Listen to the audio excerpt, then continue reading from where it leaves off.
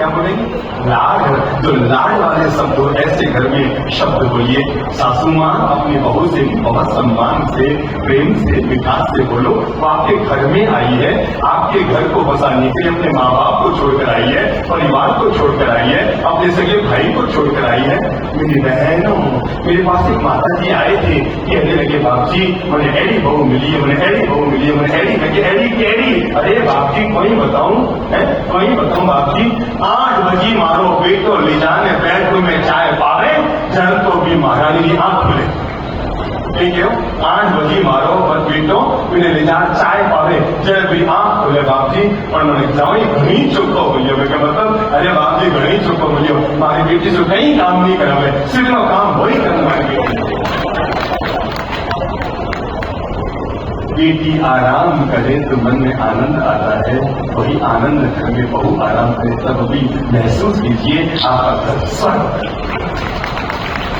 घर को पॉजिटिव बनाने के लिए तीसरा काम कीजिए और वह है घर में स्वार्थी मत बनिए, साथी बनिए। काम निकालने की आदत मत डालिए, काम आने की आदत डालिए। समझ रहे हैं? काम निकालने की आदत नहीं, काम आने की आदत। जो स्वार्थी होता है महाभारत में उसको शकुनी कहते हैं, जो साथी होता है महाभारत में उसको भगवान श्री कृष्ण कहते हैं। आप अपने घर में वृद्ध शकुनी की भूमिका अदा मत कीजिए। अगर कर सकते हैं तो किसकी? बोलो बोलो बोलो बोलो, अपना मुंह बोलो, कृष्ण प्रभु की भूमिका अदा कीजिए। अगर आप कर सकते हैं तो अपने घर में जरूर एक बात का ध्यान रखिए, और रिश्तों में जब भी बोलना है तो मिठास करिए। क्या बोलिए? रिश्तों में मिठास बोलिए। अगर आप थोड़ी सी सावधानी रखेंगे, जिंदगी में तलाक की नौबत नहीं आएगी। समझ गए? थोड़ा सा अगर आप पॉजिटिव मन को बना लेंगे, पीहर वाले भी मन को पॉजिटिव बनाएं, ससुराल वाले भी मन को पॉजिटिव बनाएं, और मन में दिलासा रखें कि हम कभी नेगेटिव वातावरण अपनी तरफ से नहीं करेंगे। अगर आप अंतिम 2 बातें अपने जीवन के लिए जोड़ना चाहते हैं तो जरूर जोड़ दो, और वह है परिवार में धर्म के संस्कारों का बीजारोपण जरूर कीजिए। समझे? आज की अंतिम बात, समय हो गया है, सबको अब भोजन करना है। अंतिम बात आज की कह रहा हूं, क्या है दिमाग में लीजिए। परिवार में, बोलो मुंह से, परिवार में धर्म के संस्कारों का बीजारोपण जरूर कीजिए। अगर ये एक संस्कार आपके घर में रहेंगे तो बाकी सारे संस्कार तो अपने आप आ जाएंगे। घर में भाषा को तवज्जो दीजिए। मैं घरों में जाता हूँ ना, आजकल बड़ी भाषा बिगड़ गई है। लोग दादा को दादू बोल रहे हैं, मामा को मामू बोल रहे हैं, चाचा को चाचा। मैं तो सुन रहे ना, आपके घरों में है ना, अमीर घरों में, यहाँ तो सब घरों में है, कई घरों में है, आपके खुद के घरों में होगा। दादू इधर आओ, दद्दू इधर आओ, लगता है यार दद्दू को बुला रहे, दद्दू को बुला रहे, दद्दू इधर आओ, मामू, चाचू, जीजू। अरे ये दुनिया के सबसे सम्मानपूर्ण शब्द थे, दादाजी, मामा जी, बोलते थे ना, जीजा जी, चाचा जी।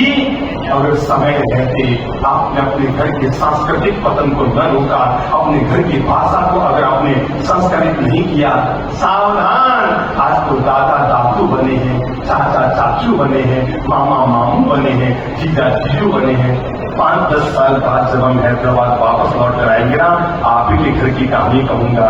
जैसे दादा दादू, चाचा चाचू, मामा मामू, जीजा जीजू बन गए हैं, ऐसे पापा अगर पप्पू न बन जाए तो मुझसे क्यों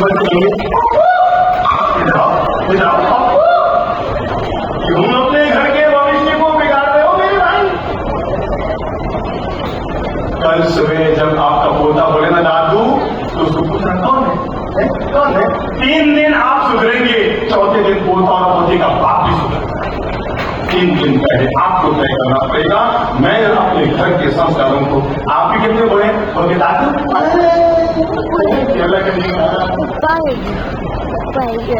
बोले लोग घर को कुल गिरा रहे हैं अपने लिए। अरे रामू को बात जमती है, पर दादा को दादू कहो, ये बात तो गले नहीं उतरती ना। कल सुबह से, हाँ जी विमल जी, आपका पोता क्या बोलता है? दादू तो नहीं बोलता है, आगे नहीं बढ़ पाओगे। और बोलता होगा तो क्या करेंगे? हाँ कौन है भैया, दादू कौन है?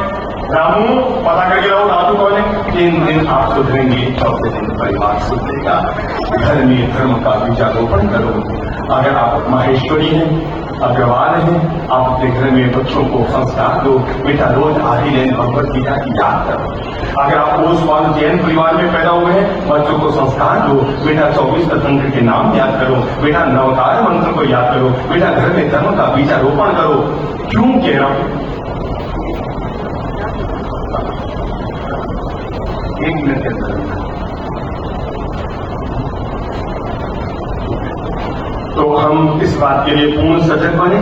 क्या कहा मैंने? अपने घर में धर्म का क्या करें? बीजारोपण, ताकि बुढ़ापे में जब कभी हम बीमार पड़ जाएं तो केवल हमारे ड्रिप न चल रही हो, केवल हम ऑक्सीजन पे ना हो, केवल हम वेंटिलेटर पे न सोए, उस समय हमारे कान में भगवान की वाणी भी सुनने का सौभाग्य मिल सके। और ये तभी मिलेगा जब मैंने आज का अंतिम मंत्र दिया है, और वह है घर में बच्चों में जैसा उनकी पढ़ाई के लिए जागरूक रहते हैं, वैसे ही धर्म का बीजारोपण करने के लिए जागरूक रहिए। आज बहुत गौरव के साथ इतना बड़ा सत्संग का ये समारोह का आयोजन हुआ। हम अपनी ओर से समस्त माहेश्वरी समाज को कोटि कोटि शुभकामनाएं देना चाहते हैं, बहुत बहुत मंगल कामना करना चाहते हैं। हमें तो भाई कुछ अलग ही नजर नहीं आता। हमारा तो एक बार जयपुर के राज मंदिर में जब अखिल भारतीय वैश्य समाज की ओर से प्रवचन था, तो हमने कहा था, मैंने कहा इन तीनों जातियों को कम से कम जो वैश्य समाज में आते हैं, प्रभु जी 2 मिनट बैठो, बीच में नहीं उठते ऐसे, भाई साहब जो भी दरवाजे पे है ऐसे बीच में नहीं उठना चाहिए। जब वो पूरी देर बैठे रहे तो 2 मिनट के लिए, मैं जब भी बोलता हूँ ना, भगवान किसी को उठाता नहीं, जैसे आप बैठ जाओ, मुझे डर लग रहा है, बैठ जाओ भाई साहब, मैं बोलता तो भगवान किसी को नहीं उठाता, बैठ जाओ।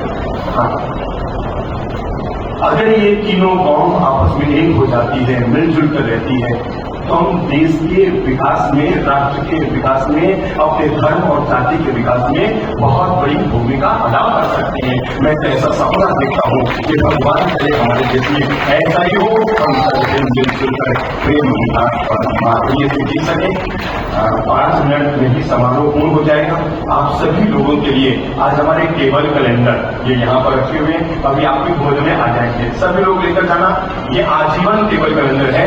रोज जो हमने बातें भी सत्संग में कही है, ऐसी अच्छी बातें रोज आप जीवन में पलट सके और अपने घर में संस्कारों का बीजारोपण कर सके। ये कैलेंडर आप सभी लोगों को उपहार रूप में अभी 2 मिनट बाद में बैठे बैठे आपको उपलब्ध हो जाएंगे। और उसके बाद आप सभी लोग पीछे सबके लिए प्रसादी भोजन की व्यवस्था है, आप सभी लोग भोजन जरूर आरोप कर जाइएगा, ठीक है ना प्रभु जी? जैसे गुरु प्रसादी मानिएगा, कर्ण में